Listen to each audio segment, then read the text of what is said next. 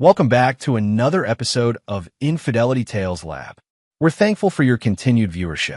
Before we begin, tell us, where in the world are you watching from? We love knowing our global reach. Now, let's dive into today's story. Chapter 1. The Foundation of Steel. Vince Marlowe had built his empire from nothing. At 52, he commanded a construction and real estate development company worth 8 figures, his calloused hands still bearing the scars from his early days swinging hammers alongside migrant workers. Unlike the silver spoon executives he now competed against, Vince understood every bolt, every beam, every drop of sweat that went into creating something lasting. His office overlooked the Seattle skyline, where 3 of his residential towers pierced the clouds. Photos lined his desk. Linda, his wife of 25 years, her auburn hair catching sunlight in their wedding portrait. Rebecca, 23, graduating from law school. And Tommy, 19, in his army uniform before shipping overseas. The perfect American family, or so he believed. Vince's phone buzzed with a text from his site foreman, Miguel Santos, a man he'd trusted for 15 years. "Boss, need you to see something. Private. Can't talk over phone." 30 minutes later, Vince stood in the skeletal frame of his newest luxury development in Bellevue, steel beams casting shadows across the concrete floor. Miguel approached with hesitation, his weathered face grim. "Vince, I've been wrestling with this for weeks," Miguel began, his accent thick with emotion. "You've been good to me, to my family. But I can't stay quiet anymore." He handed Vince a manila envelope. Inside were photographs, grainy but unmistakable. Linda, his wife, wrapped in another man's arms outside the Fairmont Hotel. The timestamp showed 3 months ago. More photos followed. Intimate dinners, hands intertwined, passionate kisses in parking garages. The man was Trevor Hamilton, Vince's business competitor and former friend. They'd grown up in the same working-class neighborhood. But where Vince had clawed his way up through honest labor, Trevor had charmed his way into wealth through his father's political connections and strategic marriages to wealthy widows. "There's more," Miguel said quietly. "My cousin works valet at the Fairmont. Says they've been meeting there twice a week for 6 months. Always the same suite. Trevor pays cash, uses a fake name." Vince studied each photograph with the same methodical precision he applied to structural blueprints. His expression never changed, but Miguel noticed his hands, those powerful hands that had built an empire, trembling slightly. "Miguel," Vince said finally, his voice steady as reinforced concrete, "you've done me a favor I'll never forget. But I need you to promise me something.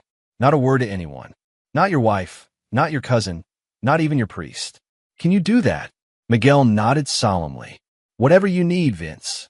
That evening, Vince sat in his home office, the photos spread across his mahogany desk like evidence in a crime scene.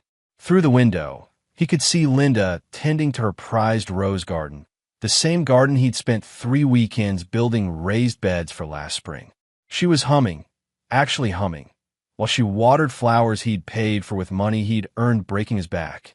The house itself was a testament to his love for his family. 4,000 square feet of custom-crafted perfection in the exclusive Medina neighborhood. Every fixture hand-selected, every room designed around his family's preferences. Linda's art studio occupied the entire 3rd floor. Rebecca's law books filled custom-built shelves in the library. Even Tommy's room remained untouched, waiting for his return from deployment.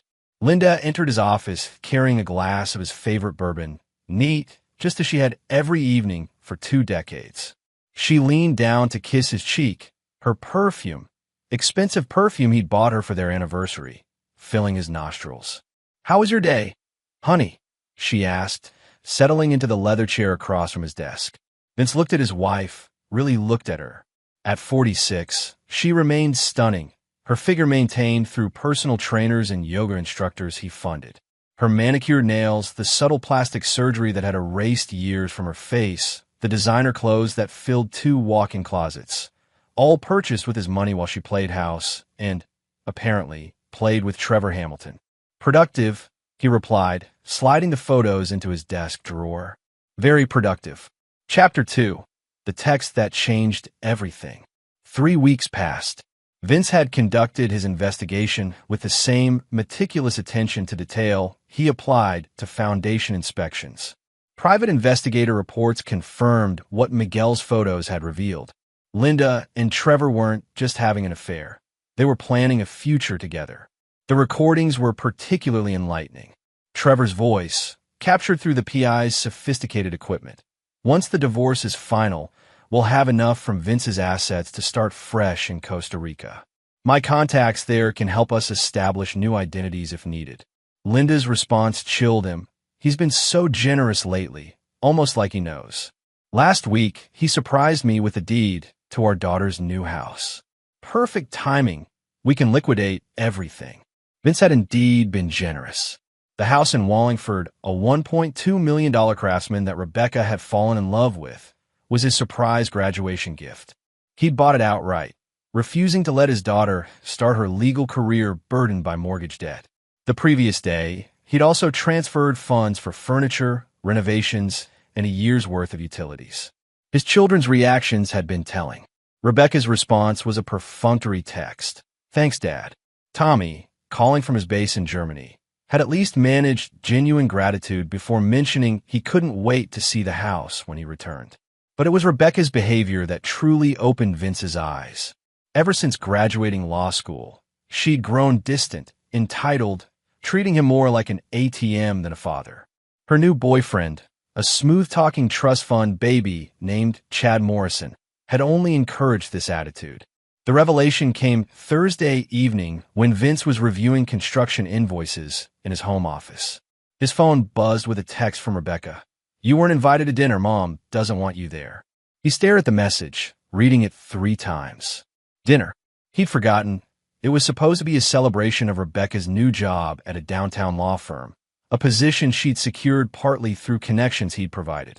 He'd been invited, had even taken time off work, bought an expensive bottle of champagne. Vince called Rebecca immediately. "Sweetheart, I think there's been a misunderstanding." "There's no misunderstanding, Dad." Rebecca's voice was cold, mechanical. "Mom explained everything. About how you've been suspicious and controlling lately. How you've been following her around, questioning her friends. She's uncomfortable having you here." The accusations hit like physical blows. Following her? He'd done nothing but work 16-hour days to maintain the lifestyle they'd all grown accustomed to. Controlling? He'd given them everything they'd ever wanted and plenty they hadn't even asked for. "Rebecca, I think your mother has given you some incorrect." "Dad, just stop. Chad and I are starting our own lives now. We don't need your drama." The line went dead. Vince sat in his office for exactly 12 minutes, processing what had just occurred. His daughter, his little girl who used to help him build birdhouses in the garage, had just cast him out of her life based on lies fed to her by her cheating mother. Then he moved with decisive action. First, he called his bank. "This is Vincent Marlowe.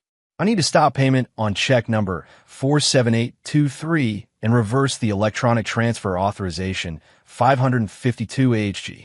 Yes, immediately." Next, he accessed his online accounts and began methodically canceling automatic payments. Utilities for Rebecca's house. Insurance premiums. The furniture store payment plan. The contractor installing her custom kitchen. Each cancellation generated a confirmation email, which he systematically deleted from his phone. By the time he finished, 174 separate financial commitments had been severed. Rebecca's dream house would sit empty, half-furnished, with utilities being disconnected within days. His phone began ringing immediately. First Rebecca, then Linda, then Chad. He let each call go to voicemail, instead pouring himself a bourbon and opening his laptop. If his family wanted to play games, he'd teach them the difference between games and war. Chapter 3. The Architecture of Vengeance.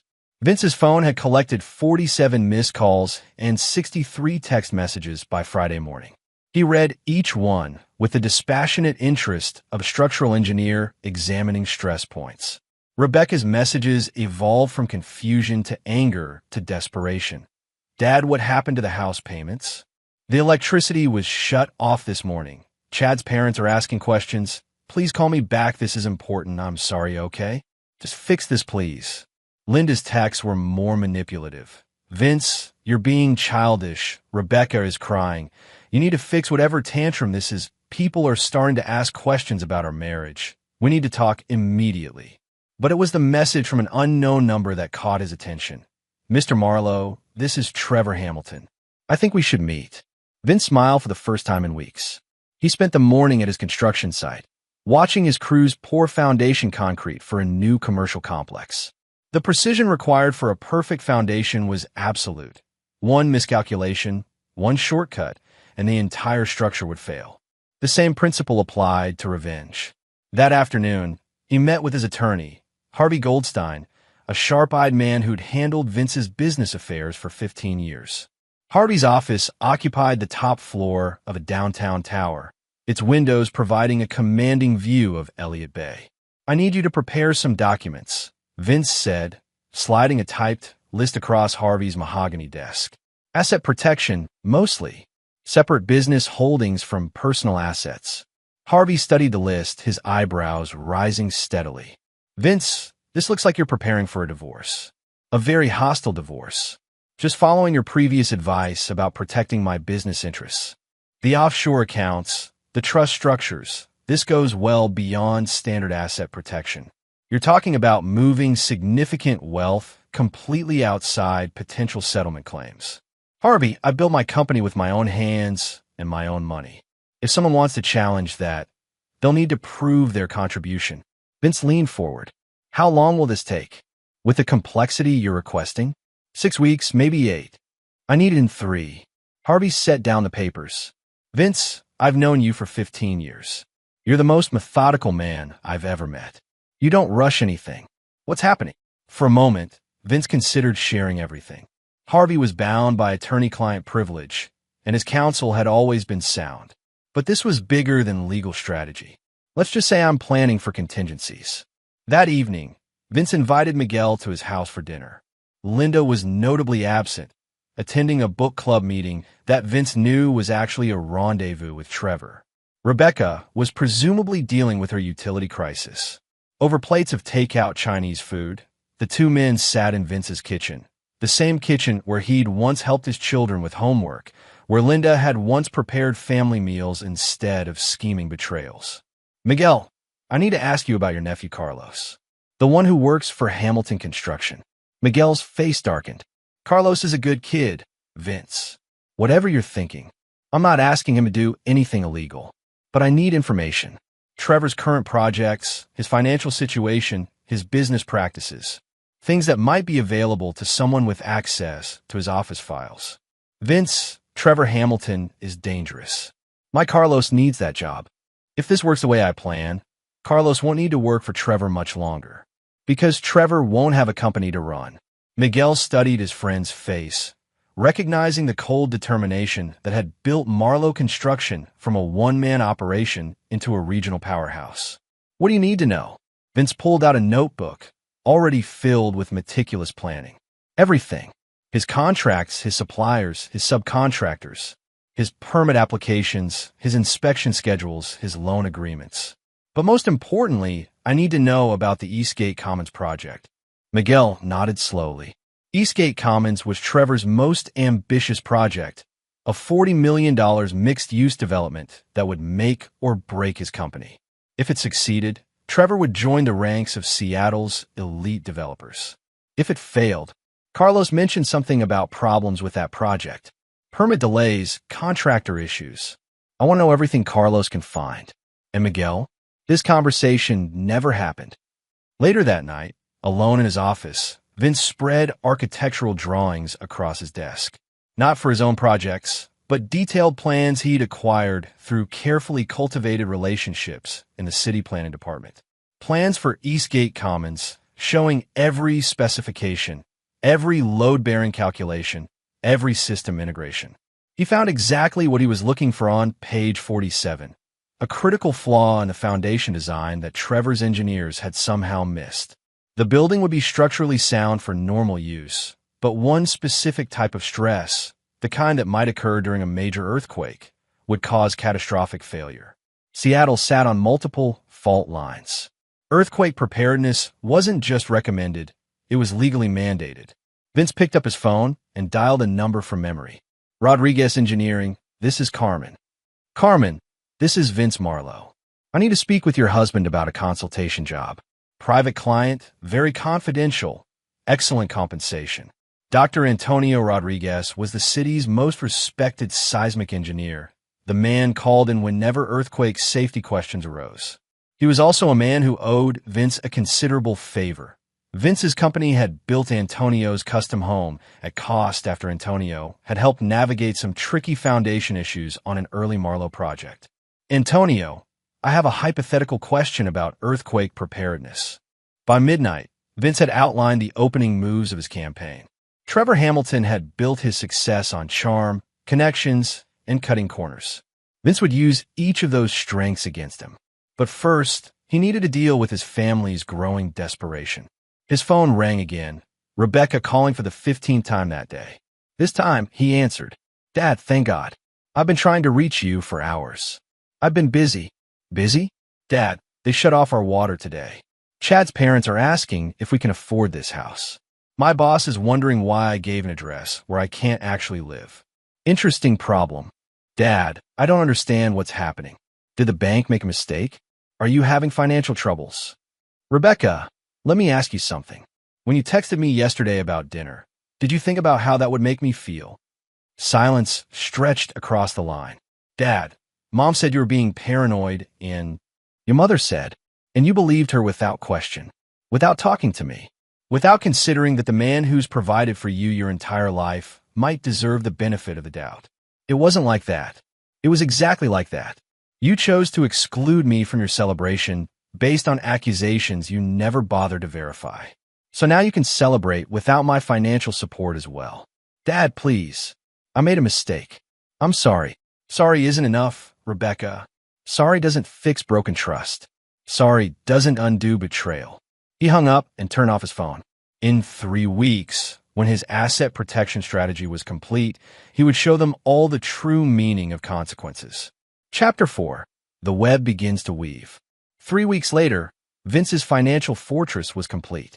Harvey Goldstein had outdone himself, creating a labyrinthine structure of offshore accounts, shell companies, and irrevocable trusts that would make Vince's assets virtually untouchable in any divorce proceeding. The beauty of the system was its complete legality, aggressive but unassailable.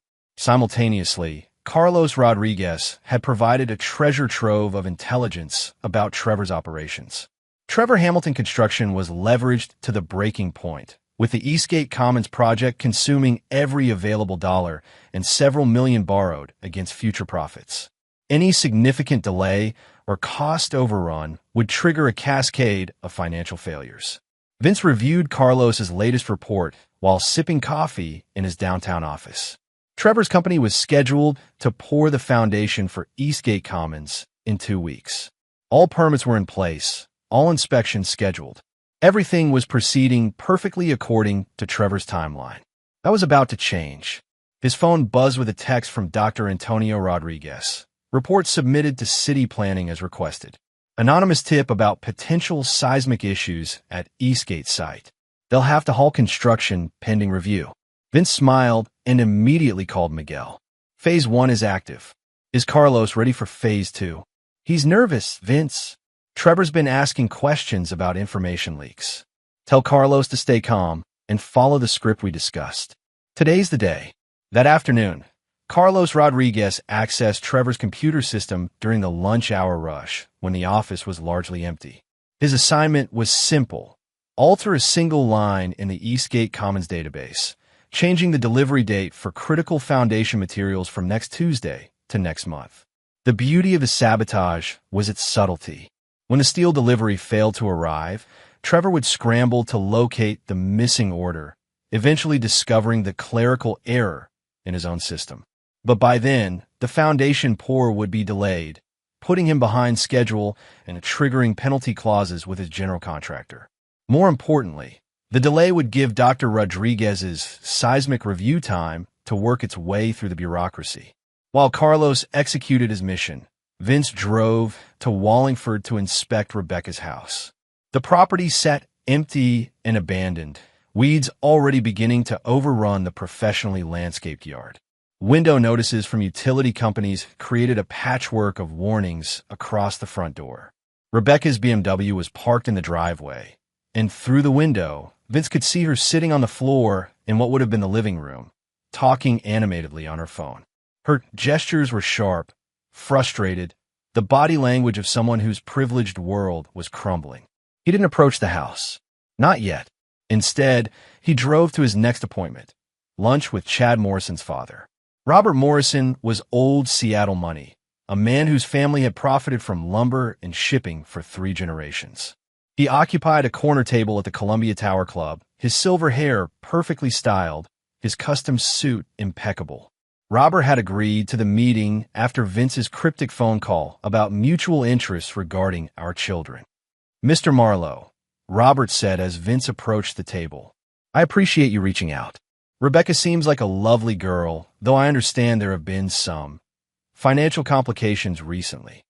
Vince ordered a steak, medium rare, and got straight to business. "Robert, your son is dating my daughter. I think we should discuss their future prospects." "Indeed, though I have to say, the situation with their house has raised some concerns. Chad mentioned utilities being shut off, contractors walking off the job. Is everything all right with your business?" "My business is excellent. In fact, I'm expanding. But I wanted to discuss Chad's employment prospects with your firm." Robert Morrison Sr. ran a boutique investment firm managing portfolios for Seattle's elite families. Chad worked there in a junior position, largely ceremonial, trading on his family name rather than any particular talent. "What did you have in mind?" "I'm considering some significant investments. The kind that might require specialized financial guidance. The kind that could be very lucrative for the right advisor." Vince cut his steak methodically. "I understand Chad has ambitions beyond his current role." Robert's eyes sharpened with interest. "How significant are we talking?" "8 figures to start. Possibly more as the relationship develops." This was true. Vince had recently liquidated several properties and was genuinely considering new investment vehicles, though not necessarily with the Morrison firm. That would certainly be substantial enough to warrant Chad taking on a more prominent role. "What sort of timeline did you have in mind?" "That depends on several factors. Chad's commitment to my daughter, for instance. The stability of their relationship." Robert nodded knowingly. Young people today can be impulsive. Perhaps Chad would benefit from understanding the potential ramifications of his personal choices. "I'm sure he would." They finished lunch, discussing investment strategies and mutual acquaintances. Robert promised to have a frank conversation with his son about the importance of stability and long-term planning. Vince knew exactly what that conversation would entail. Chad would be told to either commit completely to Rebecca, including dealing with whatever financial drama was affecting her family, or end the relationship before it jeopardized his career prospects. Either outcome suited Vince's purposes perfectly. That evening, he received the call he'd been expecting. "Vince, this is Trevor. I think it's time we talk face to face." "I'm listening." "Not over the phone. Meet me at McGillicuddy's tomorrow night, 8 o'clock. Come alone." McGillicuddy's was a dive bar in Georgetown, the kind of place where blue-collar workers drank after long shifts and conversations were lost in the noise of pool games and jukebox music.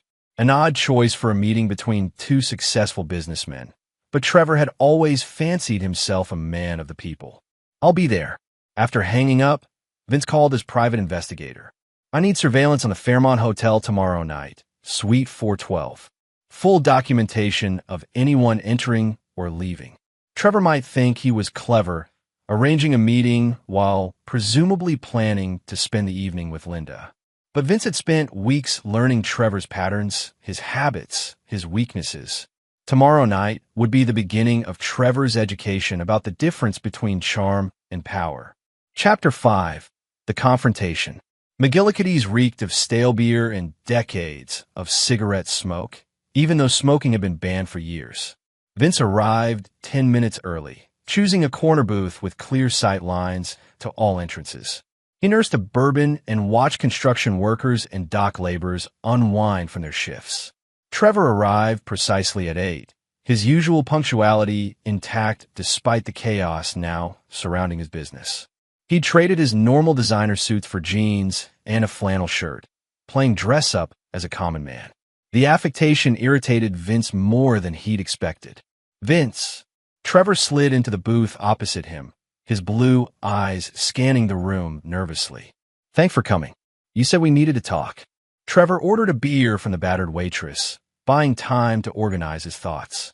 When she left, he leaned forward, his voice low but urgent. "I know what's happening. The permit delays, the material mix-ups, the mysterious seismic review. You're sabotaging my project." Vince's expression remained neutral. "That's a serious accusation. Also completely unprovable. Cut the shit, Vince. We've known each other for 30 years. I know how your mind works, how methodical you are when someone crosses you. If someone had crossed me, I imagine I'd be quite methodical about addressing it." Trevor's jaw tightened. "Linda told me about the problems at home. Rebecca's house, the canceled payments. She's worried about you." The mention of Linda's name brought a cold smile to Vince's lips. "I'm sure she is. Tell me, Trevor, when Linda expresses these concerns about my mental state, is that before or after you two finish fucking in your hotel suite?" Trevor's face went ashen. For a moment, the confident charm that had carried him through life completely abandoned him. "I don't know what you think you know. I know everything." Vince pulled out his phone, swiping to a video file. The screen showed Trevor and Linda in passionate embrace outside the Fairmont Hotel, timestamp clear in the corner. "I know about your twice-weekly meetings. I know about your plans to relocate to Costa Rica after my divorce settlement funds your early retirement. I know about the fake identities your contacts have arranged." Trevor stared at the phone screen, watching his own betrayal play out in high definition. "How long have you known?" "Long enough to plan accordingly." "Vince, you have to understand." "No, Trevor, you have to understand. You made a choice to steal my wife. Linda made a choice to betray our marriage. My daughter made a choice to side with her mother based on lies. Each of you thought you could manipulate me, use me, discard me when convenient." Vince leaned back, his voice dropping to barely above a whisper. "Now you all get to live with the consequences of those choices." Trevor's confidence was returning, the practiced charm reasserting itself. "Look, emotions are running high, but we can work this out. Linda isn't happy in your marriage, hasn't been for years. Maybe this is an opportunity for everyone to find what they really want." "What I really want," Vince said softly, "is to watch your world burn." "Jesus, Vince, listen to yourself. This isn't you. You're talking about destroying people's lives over a relationship that was already broken. My relationship wasn't broken. It was sabotaged by a man I considered a friend and a woman I trusted with everything I'd built." Trevor leaned forward, lowering his voice. "Okay, you're hurt. I get it. But think practically. Linda and I were good together, and you'll be better off without a marriage that was making everyone miserable. We can handle this like civilized adults. Civilized adults don't scheme to steal each other's spouses. They don't plan to flee the country with assets obtained through fraud." "Fraud? Vince, she's your wife. She's entitled to half of everything in a divorce." Vince smiled, and Trevor felt ice forming in his stomach. "Actually, she's entitled to half of the marital assets that exist at the time of divorce. Unfortunately, most of my wealth has been restructured in ways that place it well beyond any settlement claims."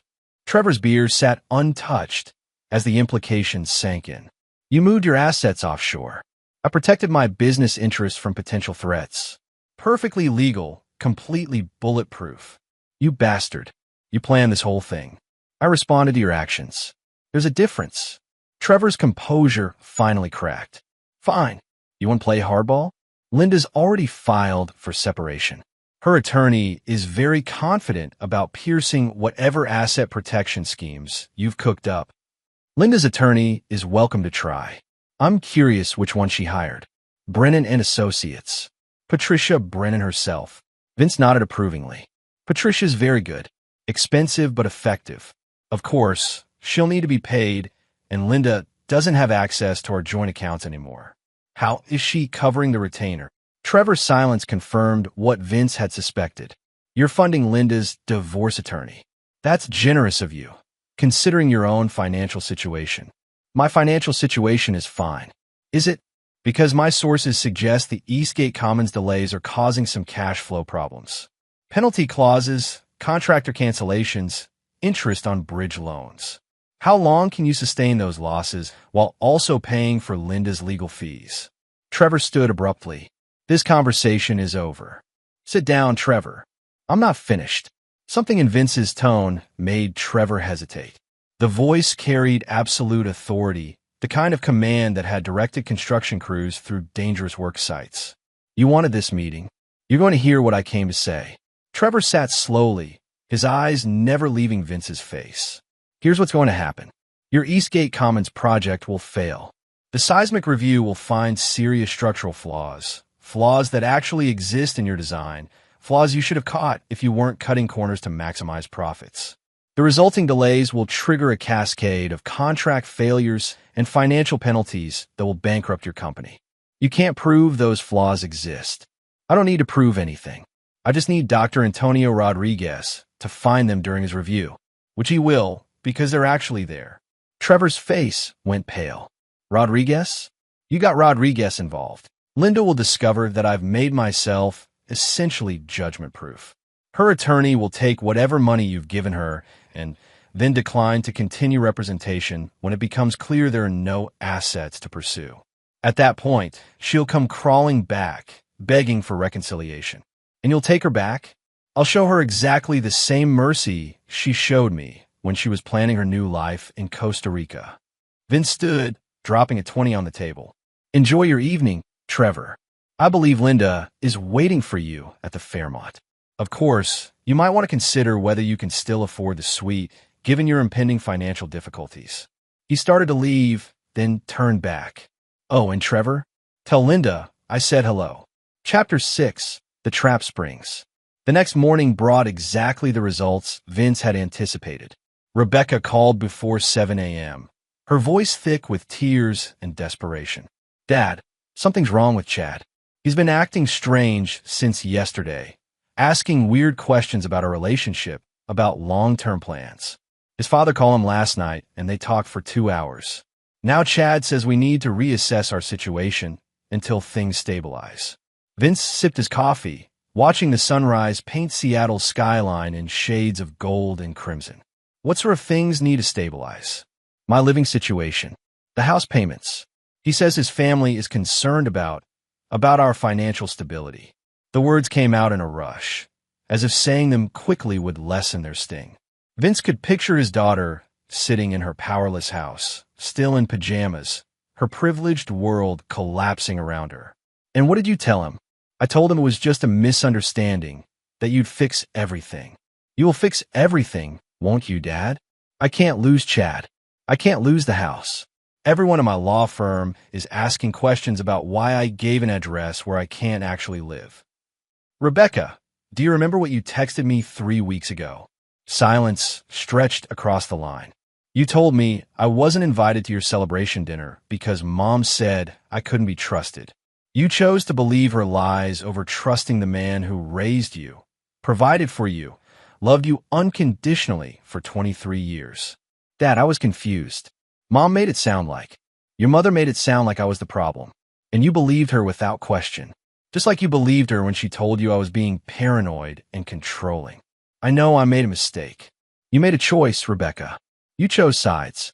Unfortunately, you chose the wrong side. The call went silent except for Rebecca's muffled sobs. Dad, please. I'm sorry. I'll do anything to fix this. You can't fix betrayal, sweetheart. You can only live with the consequences. He hung up and immediately called his attorney. Harvey, it's time to file the divorce papers. Everything we discussed. Vince, are you sure? Once we file, there's no going back. Linda will know you've been planning this for weeks.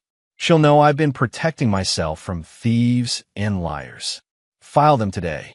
2 hours later, Vince received the call he'd been expecting from his private investigator. Mr. Marlowe, we've got a problem. Last night at the Fairmont, Linda never showed up. Our surveillance caught Trevor entering the suite alone around 9 p.m. He waited for 3 hours, made several phone calls, then left around midnight.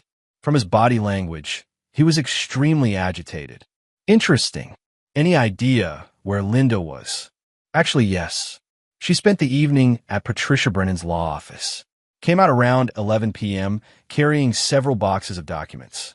Our contact in the building says Brennan's been working around the clock on a rush case. Vince smiled. Linda had finally realized the game was afoot and was scrambling to protect herself. But her efforts were several weeks too late. His phone rang immediately, Linda's number. Vince, we need to talk. I'm coming home. I'll be here. Linda arrived 30 minutes later, her usually immaculate appearance showing signs of strain. Her designer clothes were wrinkled, her makeup hastily applied, her hands shaking slightly as she entered his office. Vince, I know about the divorce papers. Patricia Brennan moves quickly. I'm impressed. This is insane. We can work things out. We've been married for 25 years. 25 years that apparently meant nothing to you. Linda's eyes filled with tears, or at least a performance of tears. I made mistakes. I got confused, lost sight of what was important. But we can fix this. Can we fix the 6 months you spent planning my humiliation? Can we fix the apartment in Costa Rica? The fake identities? The detailed discussions about liquidating my assets? Linda's face went white. How do you? I know everything, Linda. Every meeting, every plan, every lie you told our daughter to turn her against me. She collapsed into the leather chair across from his desk, the same chair where she'd sat for countless evenings, playing the devoted wife while plotting his destruction. It wasn't supposed to happen this way. Trevor and we just connected. The marriage has been dead for years, Vince. We've been going through the motions. Our marriage was fine until you decided to destroy it. Fine. Vince, you work 18-hour days. You're never here, never present, never emotionally available. I've been lonely for years.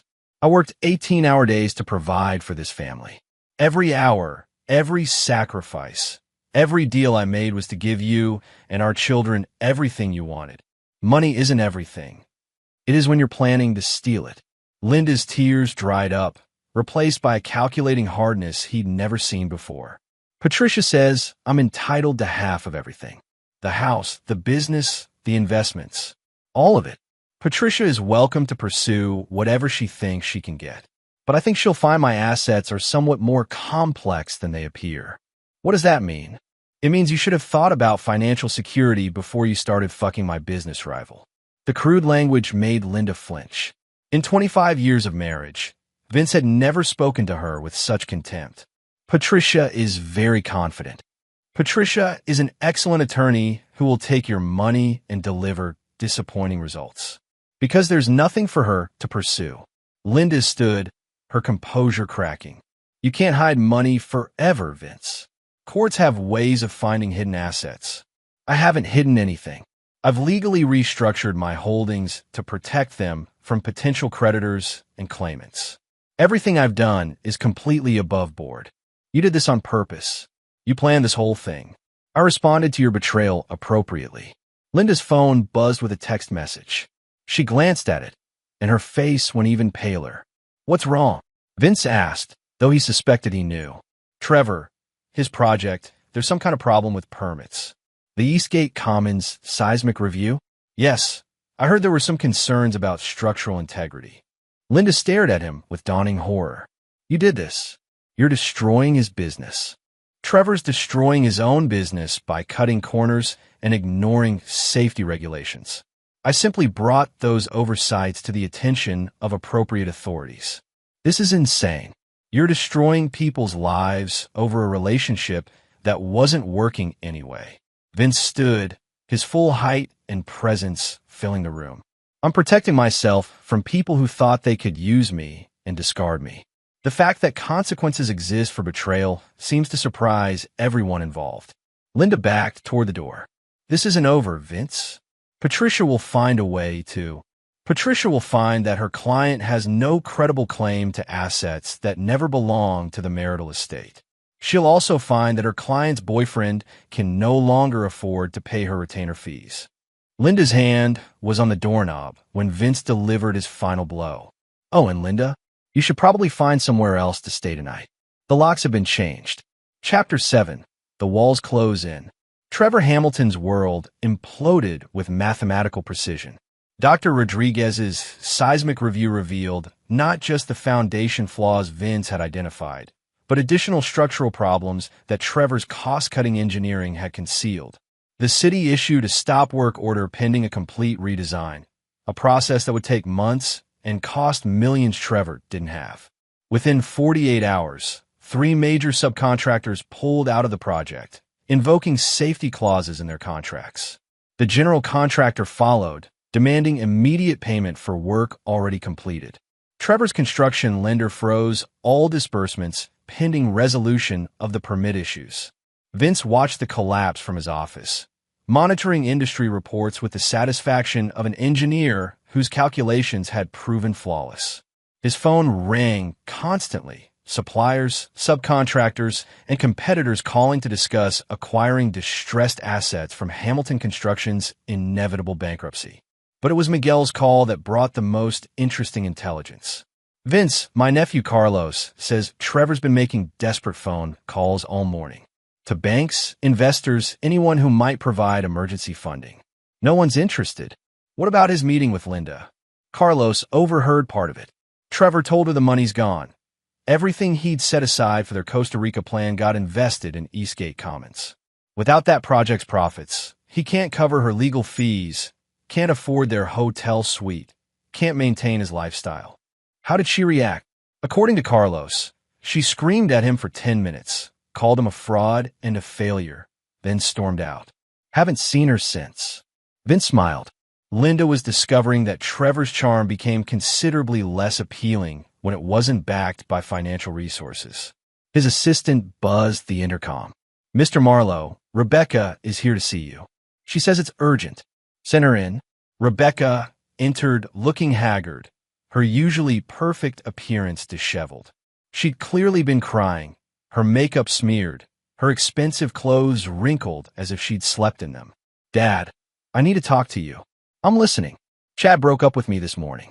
He said his family can't be associated with financial instability and questionable business practices.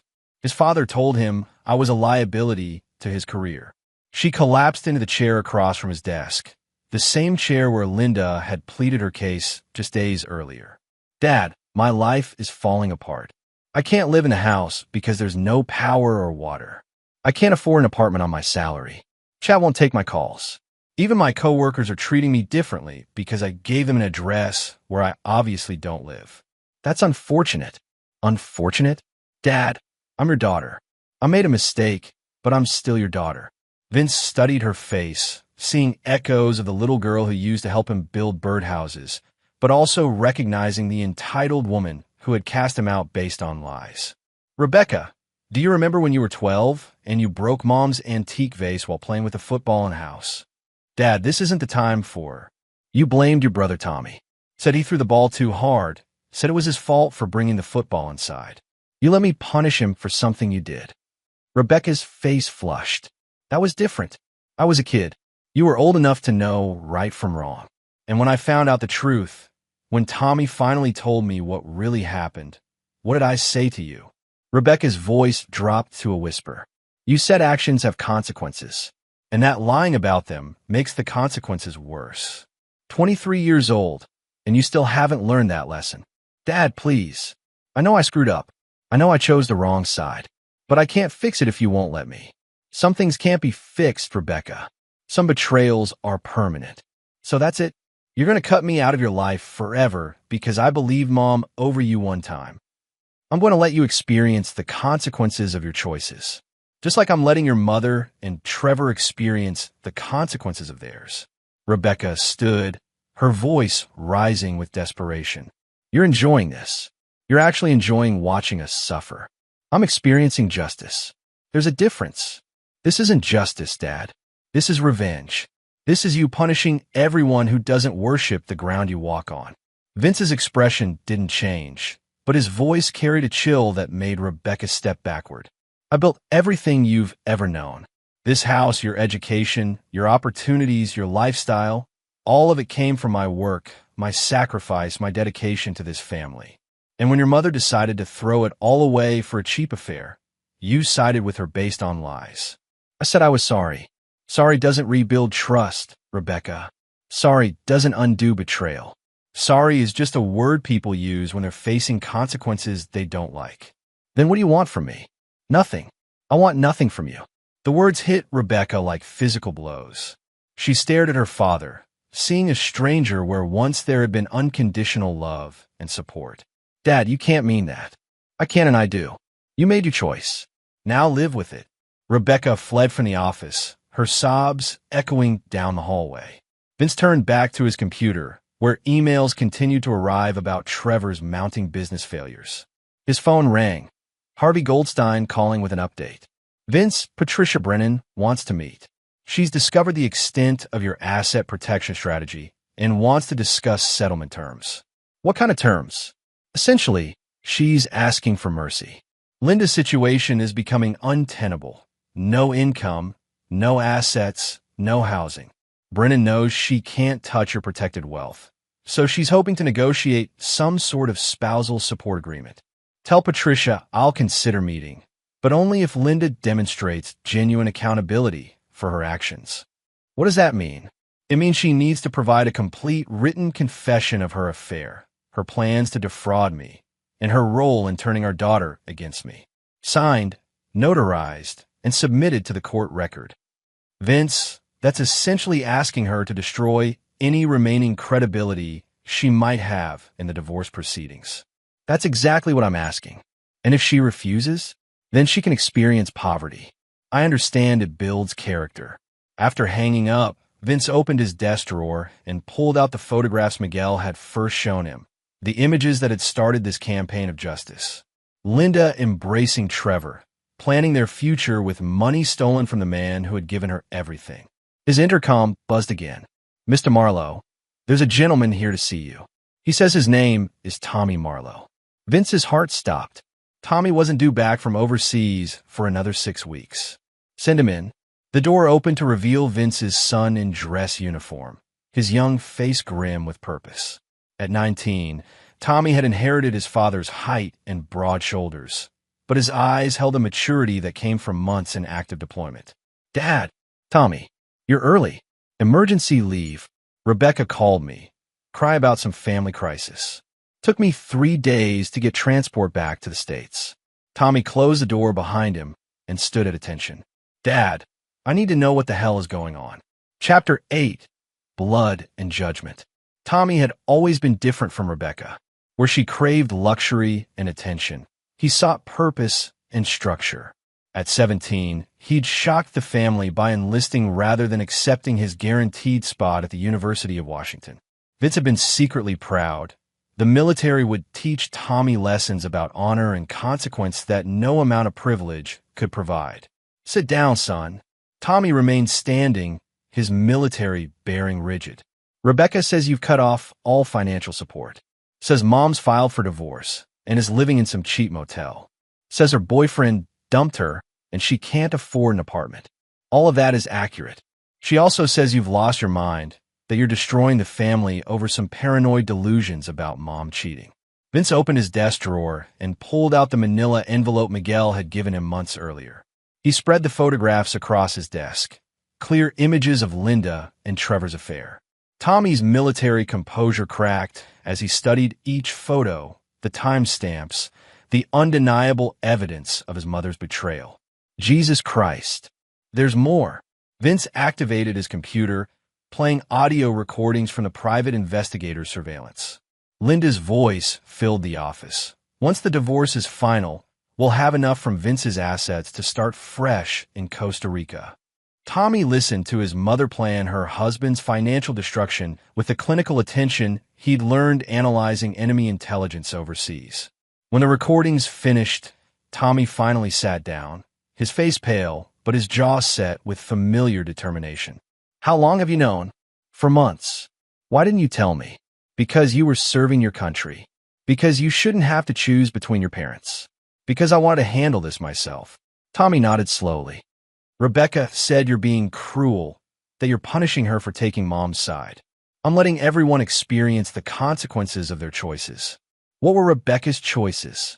Vince explained the dinner invitation, the text message, the systematic exclusion based on Linda's lies. Tommy listened without interruption, his expression growing harder with each detail. She chose Mom over you without even asking for your side of the story. Yes. And now she wants you to fix everything because her boyfriend dumped her and she can't afford a lifestyle. Yes. Tommy stood and walked to the window, looking out at the Seattle skyline his father had helped build. After several minutes of silence, he turned back. Dad, I need to ask you something, and I need a completely honest answer. Go ahead. Are you doing this for justice or for revenge? The question hung in the air like smoke from a battlefield.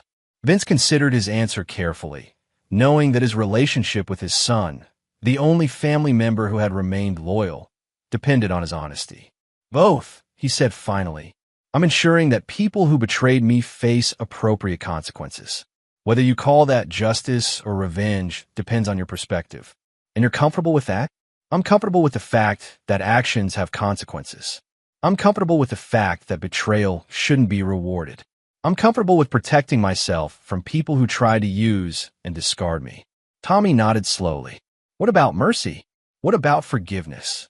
Tommy, if an enemy soldier shot one of your buddies and then asked for mercy, what would you do?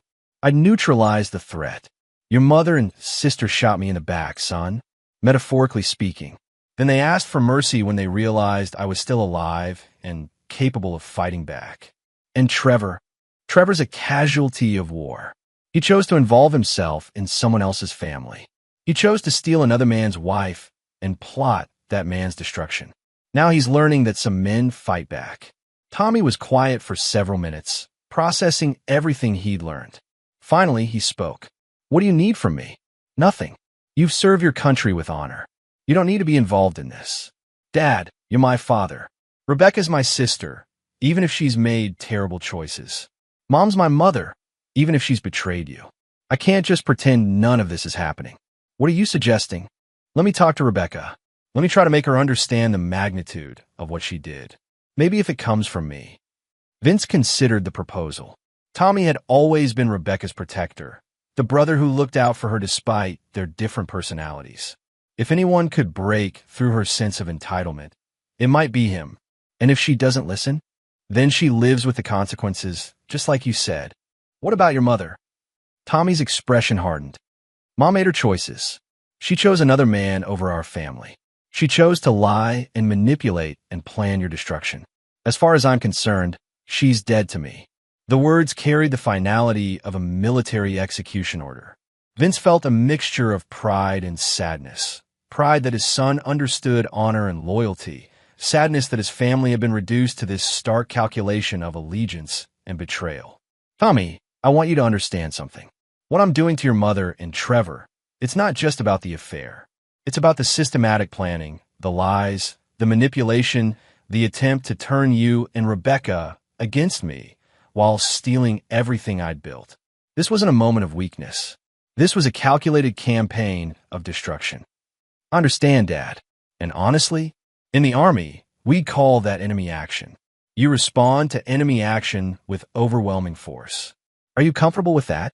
I'm comfortable with the fact that you trusted your family and they betrayed that trust in the worst possible way.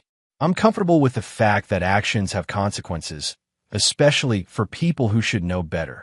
Vince studied his son's face, seeing the man he'd become during months of overseas deployment. The boy who'd left home was gone, replaced by someone who understood that the world could be brutal and that survival sometimes required brutal responses. All right, talk to Rebecca. But Tommy, if she rejects your counsel, if she continues to blame me for the consequences of her own choices, then she's on her own. Understood.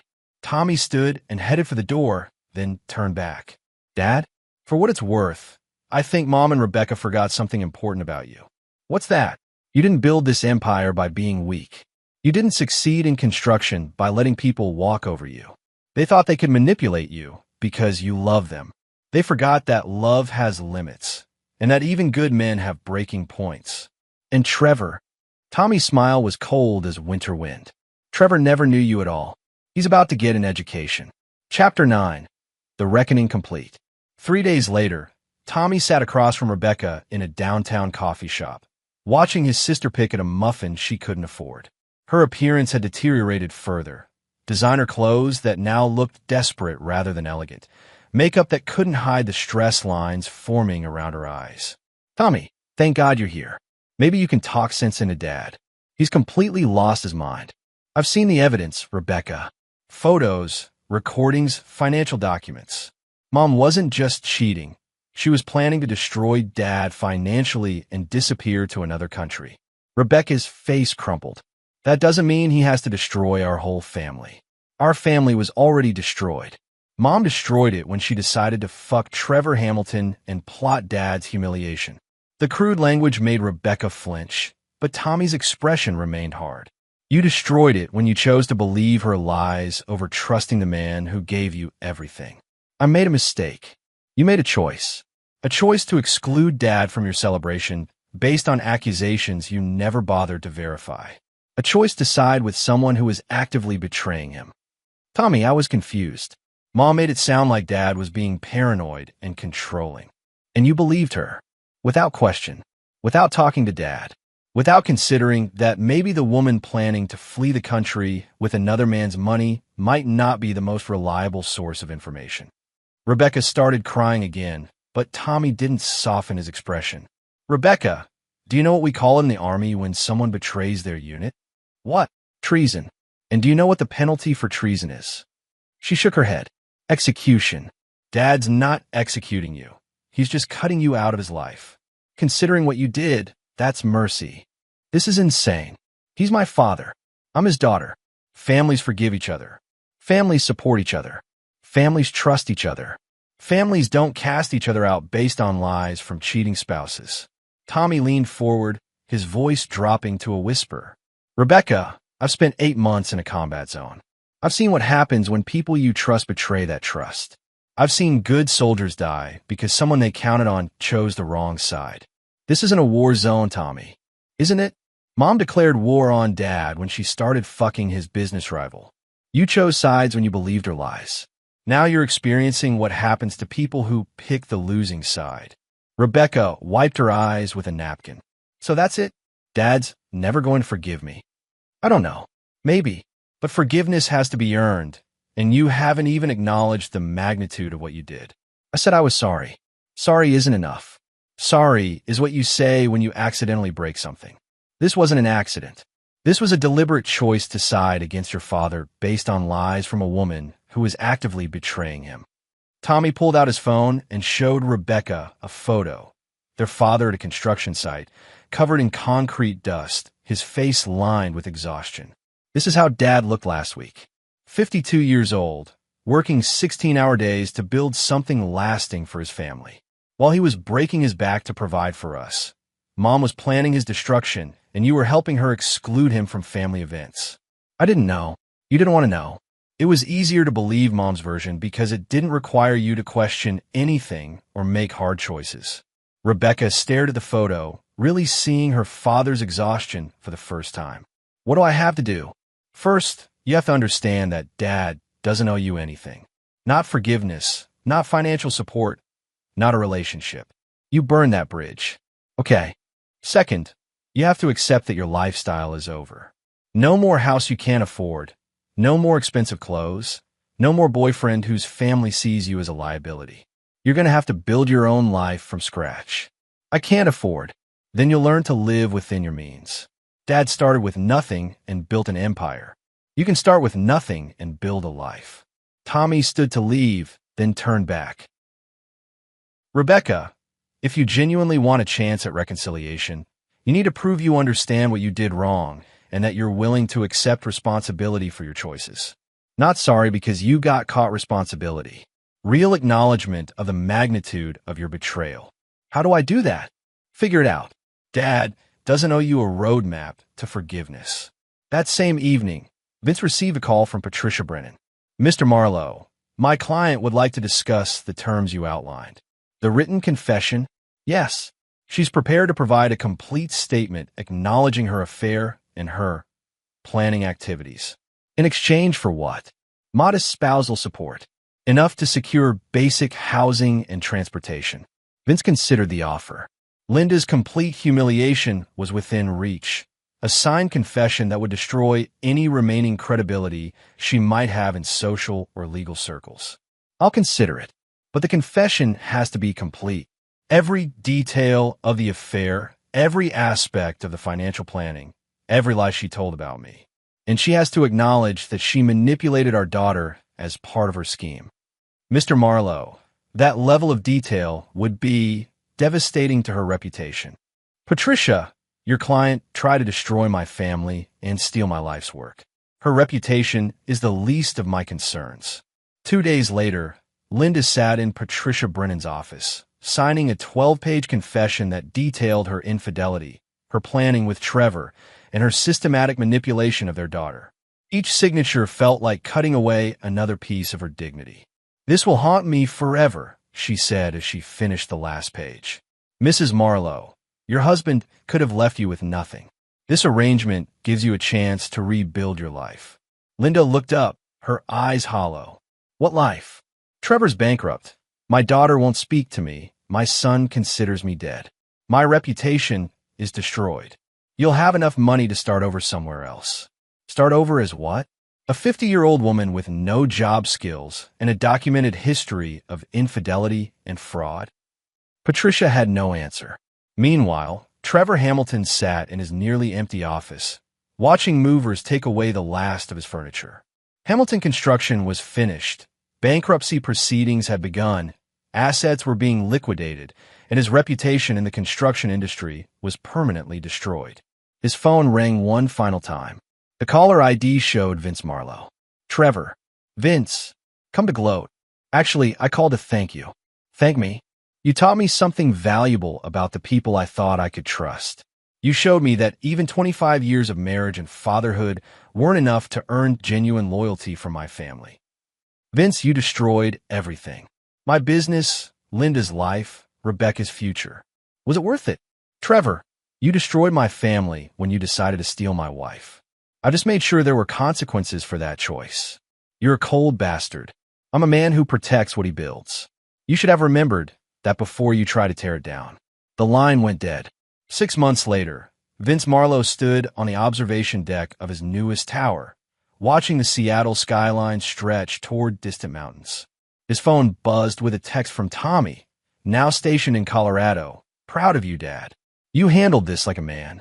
Rebecca had sent exactly one message in the past 3 months. "I understand now what I did to you. I don't expect forgiveness, but I wanted you to know I understand." He hadn't replied. Linda had moved to Portland, living in a modest apartment on the spousal support payments that would continue for exactly 5 years. Enough time, he decided, for her to learn how to support herself. Trevor had left Seattle entirely, his whereabouts unknown. Vince's construction empire continued to grow.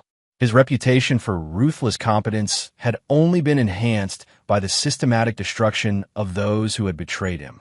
Competitors now approached him with deeper respect, understanding that Vincent Marlowe was not a man to be crossed. He pulled out his phone and looked at a photo Miguel had sent him.